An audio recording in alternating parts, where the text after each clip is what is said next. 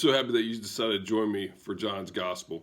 In John's Gospel, we have a highly organized presentation of the story of Jesus with 7 I am sayings, linked to 7 I am discourses, all foreshadowed by the 7 sign narratives, which are miracle stories found in the first half of John's Gospel, specifically chapters 2 through 12.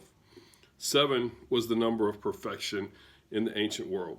So it's not a matter of John not having enough material to write about, but in fact, John tells us clearly in the last verse of his gospel that Jesus did many other things as well. There just wasn't enough paper to write on at the time to cover all of those things.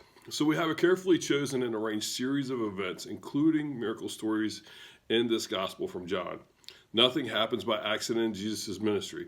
Everything is ordered in a specific way to show the plan of God. Therefore, in the second chapter of John's Gospel, we have 2 crucial stories happening. The miracle at the wedding feast in Cana and the action of Jesus in the temple. It is not clear whether the action in the temple was meant to be seen as a sign in the same way as the miracle at Cana, but as we shall see later, both are very symbolic actions. Scholars have long noted that the placement of the temple story in John has had a very different part in the narrative compared to where the same story is placed in the other 3 synoptic gospels.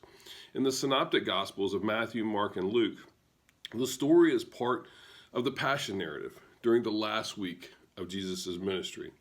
However, in John's gospel, the story is found at the beginning of the narrative. So why this difference?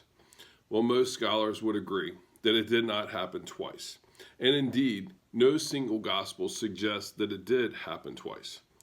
Interestingly, though, if it had happened early in Jesus' ministry, as it is recorded here in John's gospel, it is hard to believe that Jesus would have even been allowed to get anywhere close to the temple by the Jewish officials.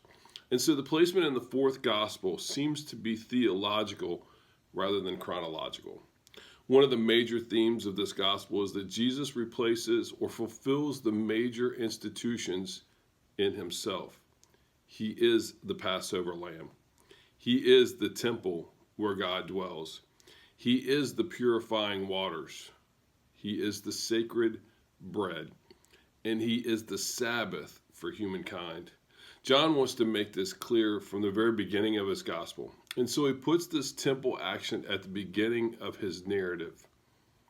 One final point that I would add to this as we get ready to study the Gospel of John is the mother of Jesus appears in only 2 stories in John's gospel. Once at the beginning of his ministry and once at the conclusion when he is on the cross.